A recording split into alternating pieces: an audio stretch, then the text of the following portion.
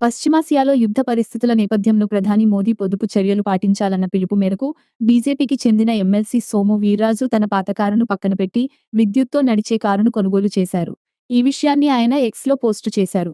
ఇంధన పొదుపు, పర్యావరణ పరిరక్షణ లక్ష్యంగా దేశ ప్రజలను ప్రేరేపిస్తున్న ప్రధాని నరేంద్ర మోదీ పిలుపును ఆదర్శంగా తీసుకుని తాను కూడా పెట్రోల్, డీజిల్ వాహనాల వినియోగాన్ని తగ్గిస్తూ సాధ్యమైనంత మేరకు ఎలక్ట్రిక్ వాహనాల వినియోగం వైపు అడుగులు వేయాలని నిర్ణయించుకున్నట్లు తెలిపారు. అందుకే ప్రధానమంత్రి మోదీ స్ఫూర్తితో స్వదేశీ సాంకేతికతతో రూపొందించిన నూతన ఎలక్ట్రిక్ వాహనాన్ని కొనుగోలు చేసినట్లు వీడియోను విడుదల చేశారు. భవిష్యత్తు తరాలకు స్వచ్ఛమైన కాలుష్యరహిత వాతావరణాన్ని అందించేందుకు ప్రతి ఒక్కరూ ఇలాంటి నిర్ణయాలు తీసుకోవాలని ఆకాంక్షిస్తున్నాను అంటూ ట్వీట్ చేశారు. పొదుపు చర్యల్లో భాగంగా అనపర్తి ఎమ్మెల్యే నల్లమిల్లి రామకృష్ణారెడ్డి మోటారు సైకిల్ను వినియోగిస్తున్నారు. పార్టీ కార్యక్రమంలో పాల్గొనేందుకు అనపర్తి నుంచి రైల్లో రాజమహేంద్రవరం చేరుకోవడం విశేషం. తూర్పుగోదావరి జిల్లాలో పెట్రోల్, డీజిల్ మరియు గ్యాస్ సిలిండర్లకు ఎలాంటి కొరత లేదని జిల్లా joint collector Y. Megha Swaroop స్పష్టం చేశారు. ప్రజలు ఆందోళన చెందవద్దని, అధిక ధరలకు ఇంధనం లేదా గ్యాస్ సిలిండర్లు కొనుగోలు చేయవద్దని సూచించారు. జిల్లాలోని 199 పెట్రోల్ బంకుల ద్వారా ఇంధన సరఫరా నిరంతరాయంగా కొనసాగుతోందని, సరిపడా నిల్వలు అందుబాటులో ఉన్నాయని పేర్కొన్నారు. నిల్వల పరిస్థితిని నిరంతరం సమీక్షిస్తూ అవసరమైన చోట వెంటనే స్టాక్ అందుబాటులోకి వచ్చేలా చర్యలు తీసుకుంటున్నట్లు తెలిపారు. అలాగే జిల్లాలోని 52 గ్యాస్ ఏజెన్సీల ద్వారా గ్యాస్ సిలిండర్ల సరఫరా కూడా సాధారణంగా కొనసాగుతోందన్నారు. ప్రస్తుతం రోజుకు సగటున 10,500 బుకింగ్లు నమోదు అవుతుండగా 12,500 సిలిండర్లు డెలివరీ చేస్తున్నట్లు తెలిపారు. బ్లాక్ మార్కెటింగ్, అక్రమ నిల్వలు, అధిక ధరలకు విక్రయాలపై కఠిన చర్యలు తీసుకుంటున్నామని తెలిపారు. ఇప్పటివరకు 228 డొమెస్టిక్ సిలిండర్లు స్వాధీనం చేసుకుని 104 కేసులు నమోదు చేసినట్లు వెల్లడించారు. పెట్రోల్, డీజిల్, గ్యాస్ సరఫరాలపై ఫిర్యాదులు లేదా సమాచారం కోసం జిల్లా control room help line number 8074661259ను సంప్రదించాలని కోరారు. ఈ రోజు జరిగిన స్వర్ణాంధ్ర స్వచ్ఛాంధ్రలో కార్యక్రమంలో భాగంగా రాజానగరం ఎమ్మెల్యే బత్తుల బలరామకృష్ణ దివాన్ చెరువు గ్రామంలో స్వయంగా రోడ్లు ఊడ్చి చెత్త ఎత్తారు. డ్రైనేజీ పూడికతీత పనుల్లో పారిశుద్ధ్య కార్మికులతో కలిసి పాల్గొన్నారు. కార్మికులతో కలిసి అల్పాహారం చేస్తూ వారి సమస్యలను ఆరా తీశారు. ఈ కార్యక్రమంలో దివాన్ చెరువు గ్రామ సర్పంచ్, ఎంపీటీసీలు, వార్డు సభ్యులు, స్థానిక నియోజకవర్గ ముఖ్య నాయకులు, మండల స్థాయి అధికారులు, పంచాయతీ సిబ్బంది, మహిళలు పాల్గొన్నారు. కాకినాడ రూరల్ కొవ్వూరు వంతెన వద్ద ఈ రోజు ఘోర రోడ్డు ప్రమాదం జరిగింది. రోడ్డు దాటుతున్న ఉపాధి కూలీలను టిప్పర్ ఢీకొనడంతో చీడిగకు చెందిన 4 మృతి చెందారు. మరో 2 కూలీలకు తీవ్ర గాయాలవగా వారిని జీజీహెచ్కు తరలించారు.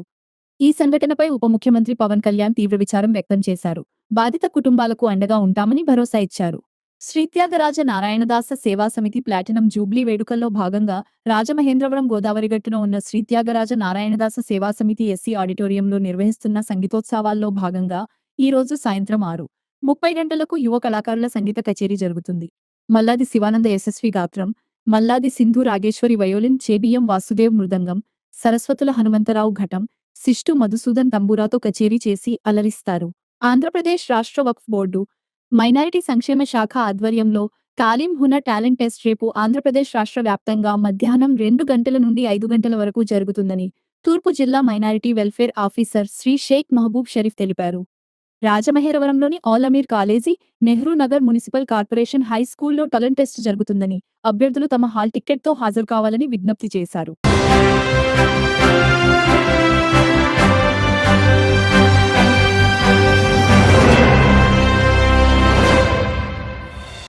సిసిసి డిజిటల్ 2:30 PM న్యూస్కు స్వాగతం. ముందుగా ముఖ్యాంశాలు.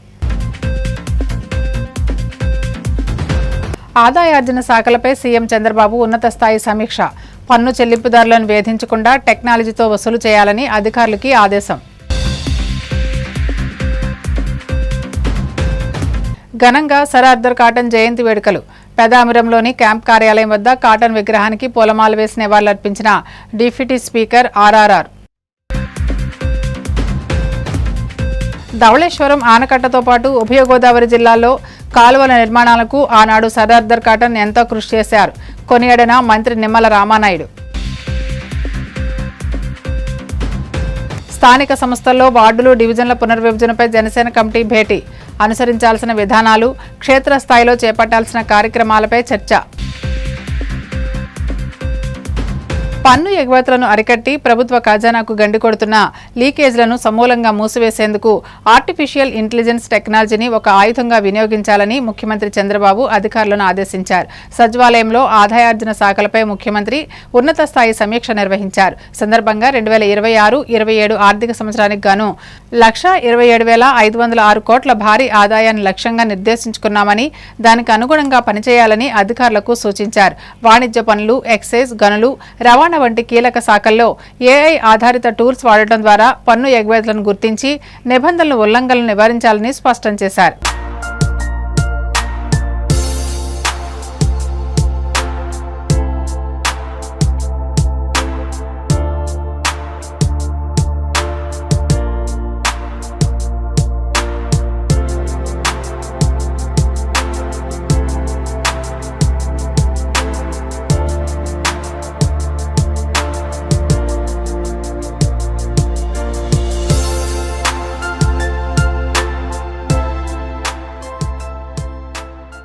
సరార్దర్ కాటన్ కు గోదావరి జిల్లాలో వందల విగ్రహాలు ఉన్నాయని, విదేశీయుడైన మంచి చేసిన వారిని గోదావరి జిల్లాల ప్రజలు గుర్తుపెట్టుకుంటారని, ఉండి నియోజకవర్గంలో కాలువలను శుభ్రం చేసి తాగునీటిని అందించామని శాసనసభ ఉపసభాపతి కనుమూరి రఘురామకృష్ణంరాజు అన్నారు.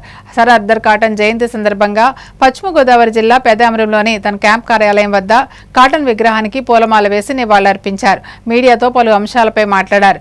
విసన్నపేటకు చెందిన వ్యక్తి కారే నవీన్ బాబు తనని కత్తితో బెదిరిస్తూ సోషల్ మీడియాలో పోస్ట్ పెట్టడంపై ఆయన ఆగ్రహం వ్యక్తం చేశారు. ఈ విషయంపై పోలీసులకు ఫిర్యాదు చేశానని, ఎలా స్పందిస్తారో చూడాలన్నారు. పివి సునీల్ కుమార్ దళిత క్రైస్తవులకు రిజర్వేషన్ కల్పిస్తామన్న పార్టీకి మద్దతు ఇవ్వాలంటూ ప్రమాణాలు చేసిన వీడియో క్లిప్పింగ్ ను మీడియాకు ప్రదర్శించారు. సరార్దర్ కాటన్ గారి పుట్టినరోజు మే 15, 1803వ సంవత్సరంలో సరార్దర్ కాటన్ జన్మించారు.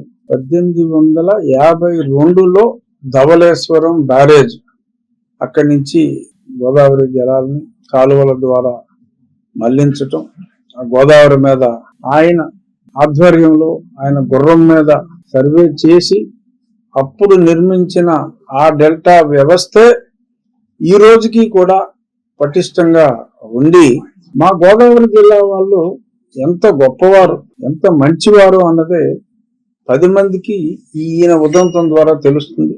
సమాజానికి మంచి చేసినందువల్ల ఈ రోజుకి కూడా ఎక్కడ చూసినా కూడా ప్రతి central point of canal system లో వారి విగ్రహాలు ఎన్నో చోట్ల కొన్ని వందల సరార్దర్ కాటన్ విగ్రహాలు ఉన్నాయి.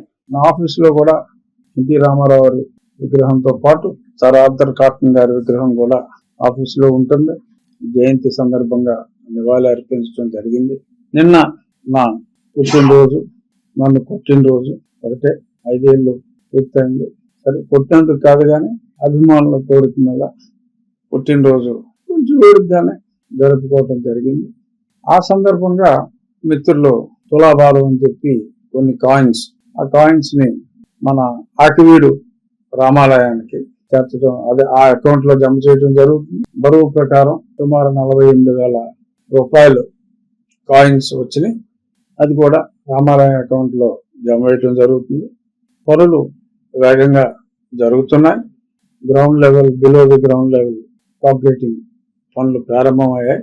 6 నుంచి 7 నెలల మధ్యన ఖచ్చితంగా ఆ దేవాలయ నిర్మాణం పూర్తవుతుందని చెప్పి ఈ సందర్భంగా ఒక విషయాన్ని ఈ సందర్భంగా ప్రస్ఫుటంగా చర్చించవలసిన ఆవశ్యకత ఈ రోజు ఉదయం వచ్చింది.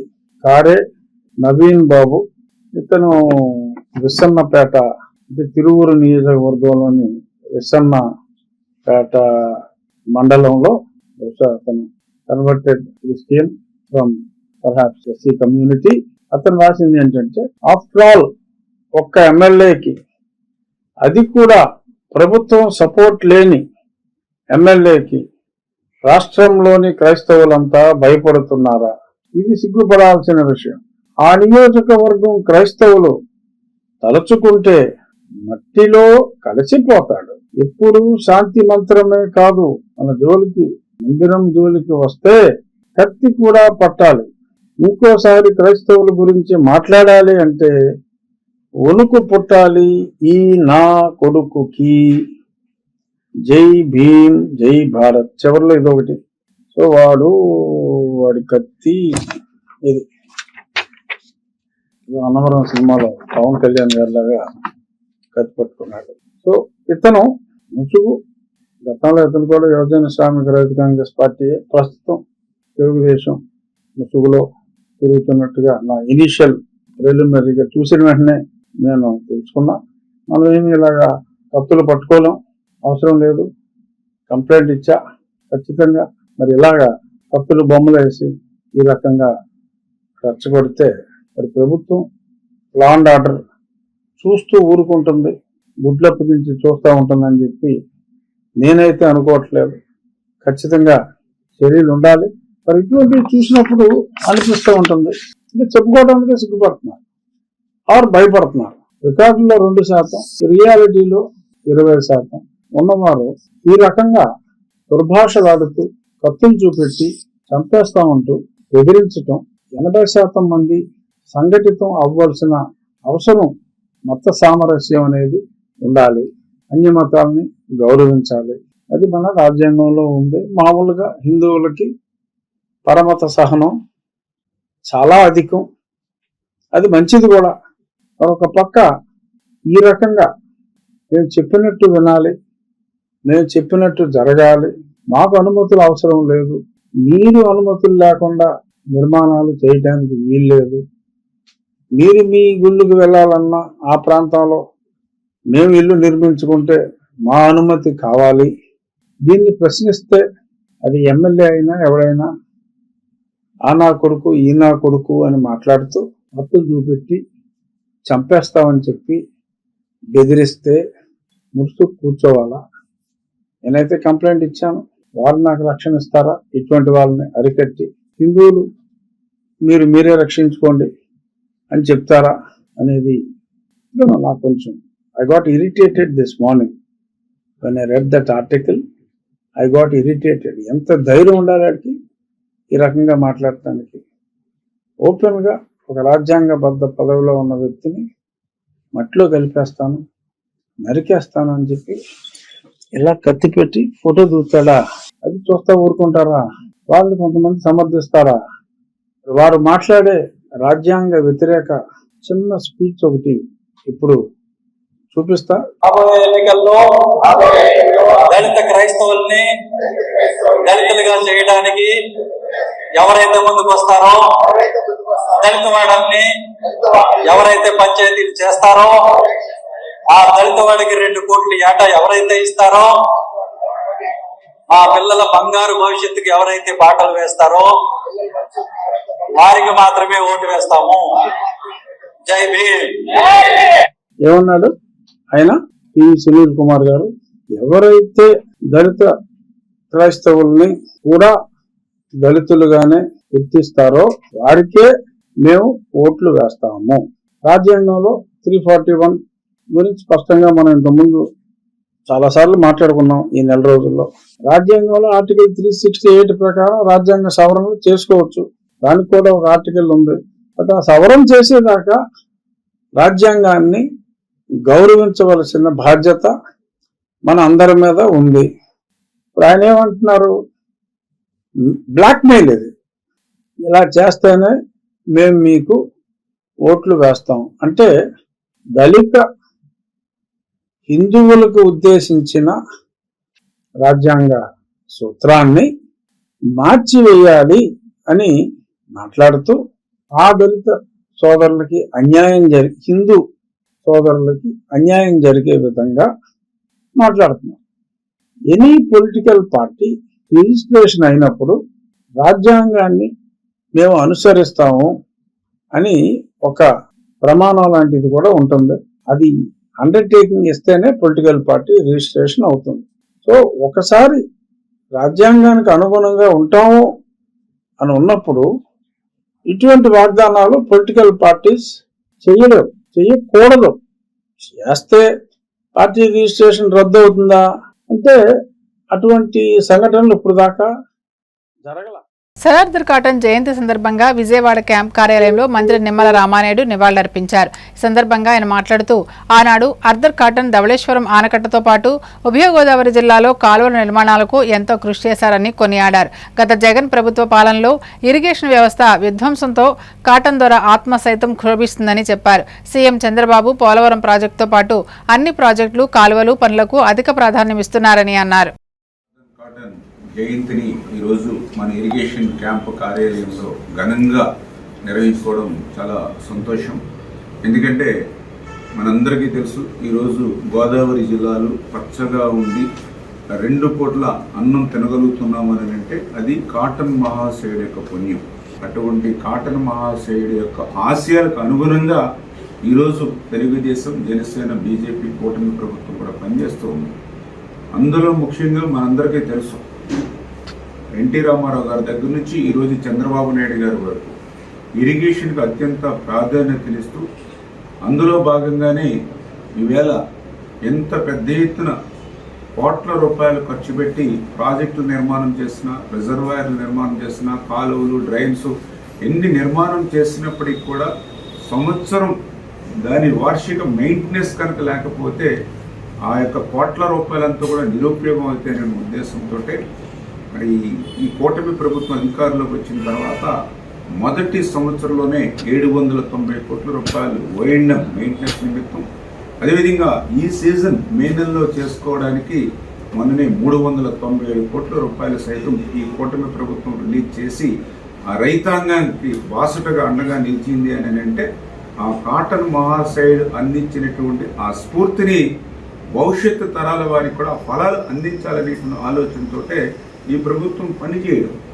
ఎందుకంటే మనం చూసాం గత 5 సంవత్సరాల వైసీపీ పాలనలో 5 సంవత్సరాలు ఎక్కడ కూడా ఏ డ్రైన్లో కానీ ఏ కెనాల్లో కానీ ఒక తట్ట మట్టి సెట్ తీసినటువంటి పరిస్థితి లేదు.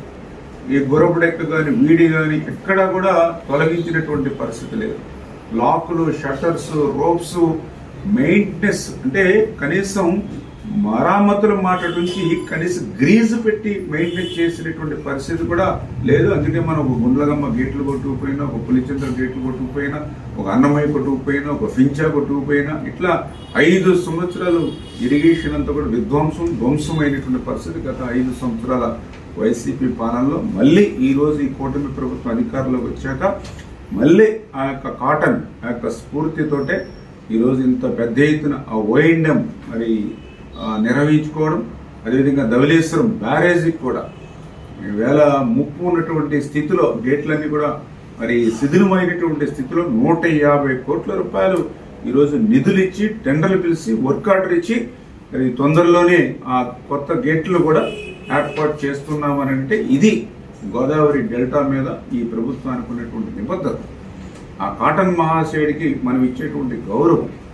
అయితే ఈ రకంగా ఇప్పుడు కూడా కూటమి ప్రభుత్వం, మన తెలుగుదేశం, జనసేన, బీజేపీ ప్రభుత్వం రైతుల పక్షాన, వ్యవసాయం పక్షాన కాటన్ మహాశయుడి యొక్క స్ఫూర్తితో భవిష్యత్తులో కూడా రానున్న పురపాలక, నగరపాలక, నగర పంచాయతీ ఎన్నికలకు సంబంధించిన వార్డులు, డివిజన్ల పునర్విభజనపై జనసేన పార్టీ కమిటీ భేటీ అయ్యింది.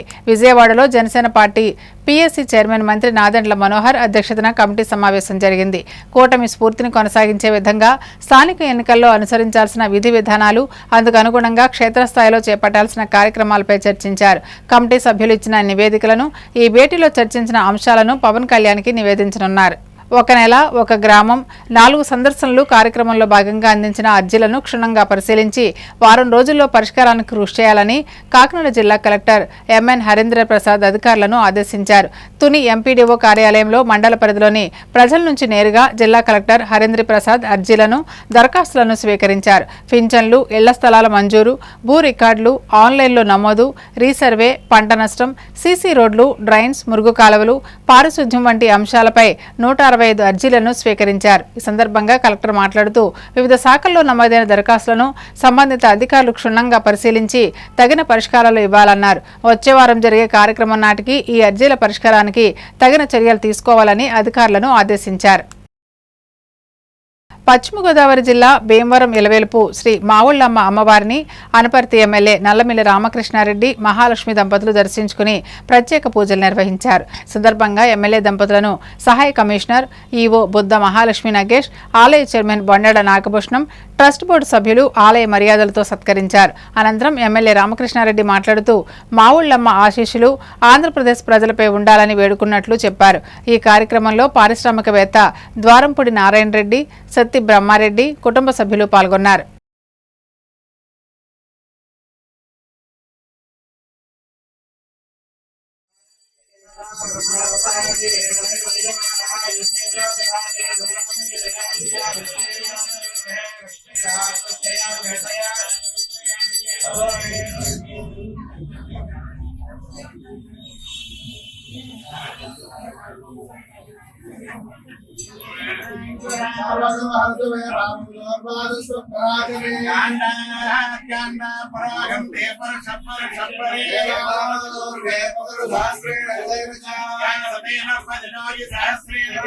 సమర్పయామి. ఈ మనసులో ఉన్న కోరికలతో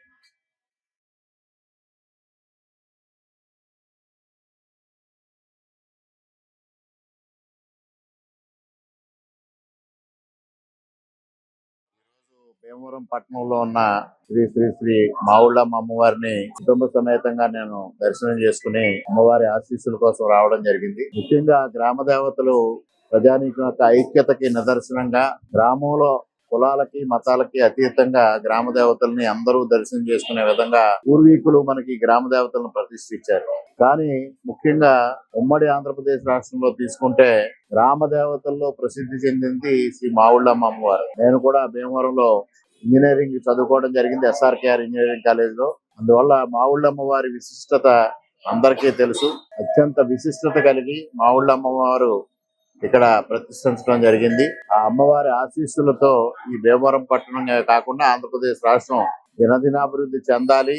భారతీయ జనతా పార్టీ ఆధ్వర్యంలో, నరేంద్ర మోడీ గారి ఆధ్వర్యంలో ఎన్డీఏ కూటమి ఇక్కడ ఉందో, ఎన్డీఏ కూటమి సంకల్పించిన అభివృద్ధి సంక్షేమ కార్యక్రమాలు జరిగి ఆంధ్రప్రదేశ్ రాష్ట్రం సుభిక్షంగా ఉండాలని ఆ అమ్మవారిని కోరుకుంటూ, మరి అందరూ సుభిక్షంగా ఉండాలి, ప్రకృతి కాపాడబడాలి. ఏదైతే గ్రామ దేవతలు ప్రకృతికి నిదర్శనం, ఆ ప్రకృతి కాపాడే విధంగా అందరూ ప్రతి ఒక్కరూ కృషి చేయాలని ఈ సందర్భంగా కోరుకుంటూ, మరి మేము ఇక్కడికి వచ్చినప్పుడు మరి ఈవో గారి ఆధ్వర్యంలో ట్రస్ట్ బోర్డు సభ్యులందరూ ఘన స్వాగతం పలికి మాకు అమ్మవారి దర్శనం చేయించినందుకు, అదేవిధంగా ప్రధాన అర్చకుల వారికి అందరికీ పేరు పేరున హృదయపూర్వకంగా కృతజ్ఞతలు తెలియజేసుకుంటూ ఆ మావుళ్ళమ్మ అమ్మవారికి శిరస్సు వంచి పాదాభివందనం చేస్తూ ఆంధ్రప్రదేశ్కు జీవనాధారమైన ఆక్వాకల్చర్ అనేక సమస్యలను ఎదుర్కొంటుందని, ప్రస్తుతం రొయ్య మేత ధరలు కేజీకి 10 రూపాయలకు పైగా ఒకేసారి పెంచడం వల్ల ఆక్వా రైతులకు మరింత భారంగా మారిందని వైసీపీ ఉండి నియోజకవర్గ ఇన్ఛార్జ్ PVL నరసింహరాజు అన్నారు. పశ్చిమ గోదావరి జిల్లా కాళ్ల మండలం పెదాపురంలో వైసీపీ కార్యాలయంలో ఏర్పాటు చేసిన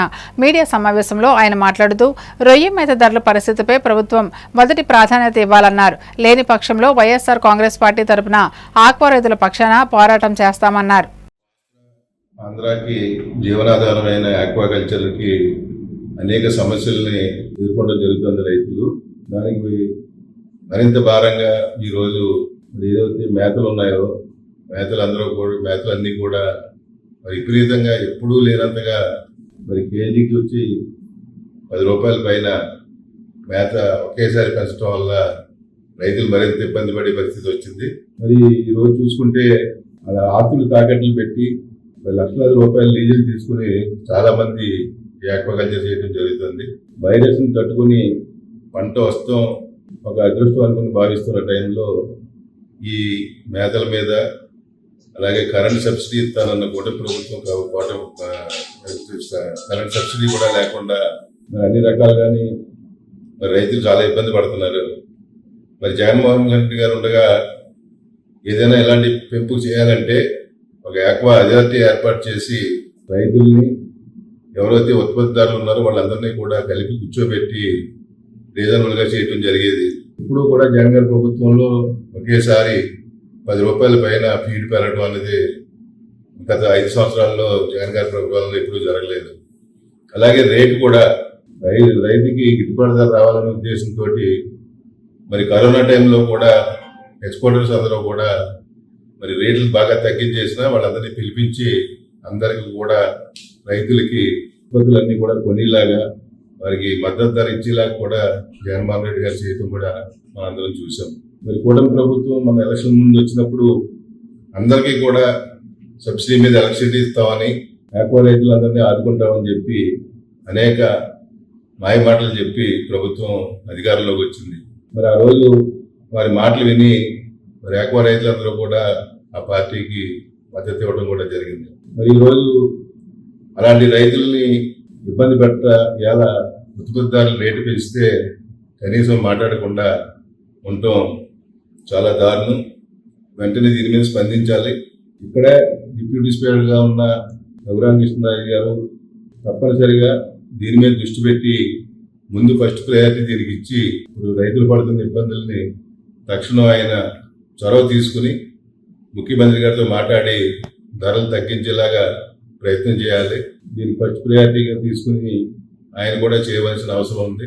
మరి ఏం చేద్దంటే ఉండి కాన్స్టిట్యున్సీలో కూడా మరి పెద్ద ఎత్తున ఈ ఆక్వాకల్చర్ ఉంది కాబట్టి ఆ రైతులను ఆదుకోవాల్సిన బాధ్యత కూడా డిప్యూటీ స్పీకర్ మీద ఉంది కాబట్టి తప్పనిసరిగా దాని మీద కూడా ఆయన దృష్టి పెట్టాలని చెప్పి కోరుకుంటున్నాం. మరి ఇప్పటికి అగ్రికల్చర్ మినిస్టర్ గారు కూడా తప్పనిసరిగా దీని మీద రివ్యూ చేస్తామని చెప్పడం జరిగింది. వాళ్ళు రివ్యూ చేసి మంచి నిర్ణయం తీసుకుంటే మంచిది. లేని పక్షంలో మేము వైఎస్ఆర్ కాంగ్రెస్ పార్టీ తరఫున తప్పనిసరిగా రైతులకి వెనకాలండి వాళ్ళ న్యాయమైన కోరికని తీర్చే వరకు కూడా వారితో ఉండి ఆందోళన చేసి ప్రభుత్వాన్ని ఒప్పించి మళ్ళీ ధరలు తగ్గించడానికి మేము సాయశక్తిలో ప్రయత్నం చేస్తామని చెప్పి రంగం మీద ఆ రాష్ట్రంలో ఎంతో ఆదాయాలు వస్తున్నాయి. ఒక్కసారిగా మేము 35 సంవత్సరాల నుంచి పరిశ్రమలో ఉన్నాం. 8 రూపాయలు రేటు పెరుగుతాం ఎప్పుడూ చూడలేదు. ఈ కూటమి ప్రభుత్వం వచ్చిన సంవత్సరంలో సోయా 70 రూపాయలు 35 రూపాయలు వస్తే అందరూ డిమాండ్ చేస్తే రూపాయన్నర ₹1 కేజీకి తగ్గించారు. ఈ రోజు ఒకసారి 8.5 10 రూపాయలు పైగా పెంచారంటే రైతులు చాలా దురదృష్టకరం. మేము ఇప్పటికే ఈ వైరస్ వైట్ కట్ట పరిస్థితుల్లో డీజిల్ కట్టలేని పరిస్థితుల్లో అక్వారంగా ఉంది. కానీ మాకు వేరే దారి లేక ఈ పరిశ్రమ మొదలలేకున్నాం. మరి దీని మీద ఇంతంతగా ఒకసారి మీరు మా అచ్చెన్నాయుడు గారు మాకు ఏమీ తెలియదు అంటున్నారు. సిఎంపీసీలోకి ఈ 20 రోజుల్లో బేదా మస్తానరావు గారు కానీ అవంతి ఇంద్రకుమార్ గారు 3 సార్లు లేదని అందరూ చెబుతున్నారు. ఎవరో తెలియకుండా ఫిషరీస్ కానీ నాసా గారికి కానీ అందరికీ 20 రోజుల కిందటే మేము తెలియజేసామని వాళ్ళు అంటున్నారు. మరి గవర్నమెంట్కి అది కూడా తెలియలేదు ఏమిటో మాకు అర్థం కావట్లేదు. దీని మీద వెంటనే చర్య తీసుకుని రైతులని సమస్య నుంచి బయటకు తీసుకురావాలి. అలాగే ఒక పక్క 8 రూపాయలు పెరిగింది, కేజీకి 15 రూపాయలు రేటు తగ్గించారు. ఏదో భూతత్వంలో చూపించినట్టు 260, 270, 100 కౌంట్లు చూపించినారు తప్ప గతంలో ప్రతి 70కి 80కి 30 రూపాయలు తేడా ఉండేది, 80కి 90కి 20 రూపాయలు తేడా ఉండేది, 90కి 100కి 10 రూపాయలు తేడా ఉండేది. ఆ 260 చూపించి మాకు రావాల్సిన డబ్బు మొత్తం ఈ కౌంట్లో 70కి 80కి 10 రూపాయలు, 80కి 90కి 10 రూపాయలు, 90కి 100కి ప్యాక్ రేట్ పెట్టి రైతుల దగ్గర దౌర్జన్యంగా చాలా ఇబ్బంది పరిస్థితుల్లో ఉన్నాం. మేము ఈ రేట్లు తగ్గించి ఏదన్నా అడిగితే 260, 270 చూపించినారు తప్ప కింద కౌంట్ రేట్లు వేయి మాకు 70 నుంచి 80కి రావాలంటే 15 రోజులు 12 రోజులు పడుతుంది. ఎంత ఖర్చు అవుతుంది ఏంటి అన్ని అందరికీ తెలిసిందే. ఇది ప్రభుత్వంతో కుమ్మక్కయ్యి దళారి చేతుల్లో పరిశ్రమ చాలా దీన స్థితిలో ఉంది. అప్పుడే డిసెంబర్లో వేసిన క్రాప్ 3 సార్లు పోయి, 4 సార్లు పోయి, 5 సార్లు పోయి క్రాపే నిలబడిన పరిస్థితిలో ఉంది. రైతాంగం అంతా కూడా 1-2 నెంబర్లు వాడుతున్నారు తప్ప 3వ నెంబర్కి వచ్చేసరికినే వైరస్ వల్ల, సీడ్ క్వాలిటీ లేకపోవడం వల్ల, వాతావరణ ఫ్లక్చుయేషన్స్ వల్ల కూడా రైతాంగం చాలా నష్టపోయి హీన స్థితిలో ఈ కల్చర్ చేస్తున్నారు.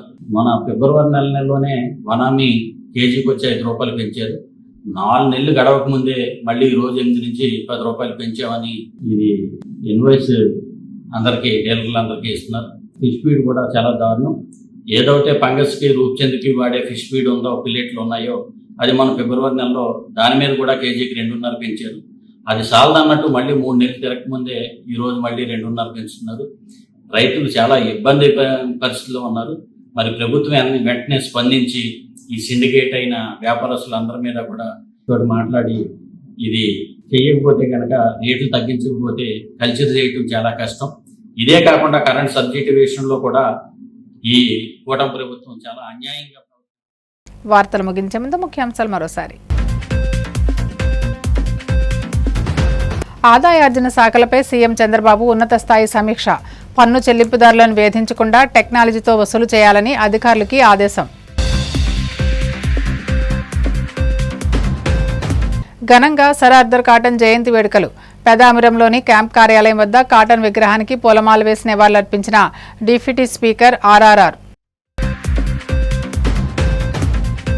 ధవళేశ్వరం ఆనకట్టతో పాటు ఉభయ గోదావరి జిల్లాల్లో కాలువల నిర్మాణాలకు ఆనాడు సర్ ఆర్థర్ కాటన్ ఎంతో కృషి చేశారు. కొనియాడిన మంత్రి నిమ్మల రామానాయుడు. స్థానిక సంస్థల్లో వార్డులు, డివిజన్ల పునర్విభజనపై జనసేన కమిటీ భేటీ. అనుసరించాల్సిన విధానాలు, క్షేత్రస్థాయిలో చేపట్టాల్సిన కార్యక్రమాలపై చర్చ. సమాప్తం. నమస్కారం.